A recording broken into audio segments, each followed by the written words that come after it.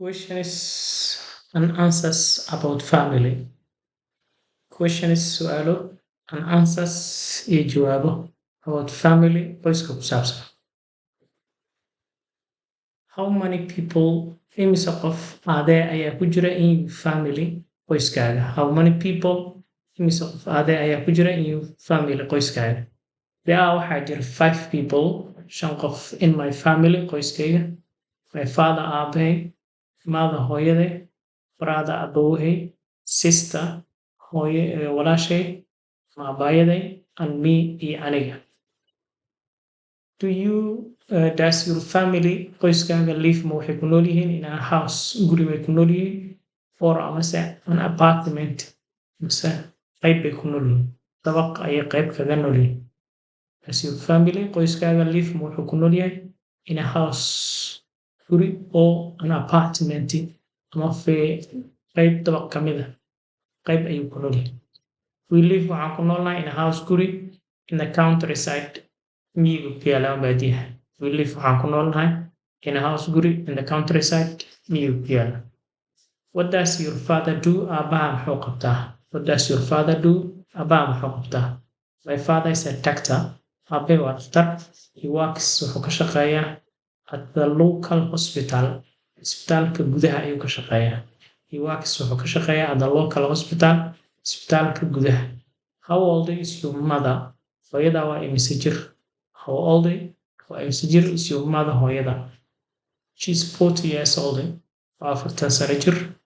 1 year hal sano ayay younger ka yar tahay than my father aabahay.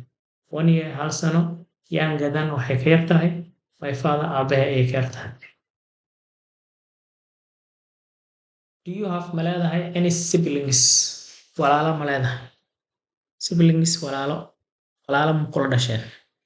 What is his or her name? Magaciisa ama magaceedu muxuu yahay? Yes I do. Haa waan leeyahay. Yes I do. Haa waan leeyahay. Qaabkan waxaa la dhahaa qaabka short answer ama short tagsna waa la yiraahdaa. Waa marka su'aasha waxa ay ku bilaabataa la fiirinayaa kadib intii lagu weydiiyo bisa jawaabaysaa yes I do. Haa waan leeyahay. Waxaan leeyahay one elder brother, hal aboow oo iga weyn, David ayaa la yiraahdaa, Daud baa la yiraahdaa. And one younger sister iyo hal abaayo oo iga yar, Mary ayaa la yiraahdaa iyana. Are you the oldest among your brothers and sisters? Are you waxaa tahay the oldest midka ugu weyn? The oldest kan ugu weyn.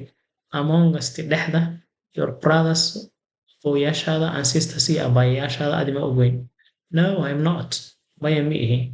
I'm the second child. Waxaan ahay cunuga labaad in my family qoyskayga cunuga labaad baan ahay. What does your mother and father like? Aabaha muxuu jecel yahay? Hooyada maxay jeceshahay? My father likes aabahay wuxuu jecel yahay playing football, ciyaaridda kubadda cagta. And my mother hooyadayna likes waxay jeceshahay cooking, karinta ayay jeceshahay. Does your parents miya waalidiintaadu let you ay ku ogol yihiin stay out inaad banaanka joogtid late waqti dambe? Does your parents do your parents miya waalidiintaadu let you ku ogol yihiin stay inaad joogto out banaanka late xilli dambe? Of course not. Maya ima ogola. They always had a jeer asking me waxay weydiiyaan to get home inaan guriga imaado before 10 p.m. 10ka fiidnimo inaan imaado each night habeen kasta. Saasay weydiiyaan. Do you stay miyaad la joogtaa with your parents? Waalidiintaada miyaad la joogtaa? Do you stay miyaad la joogtaa with your parents? Waalidiintaada right now hadda? No maya. But laakiin I used to. Haa waan la joogi jiray.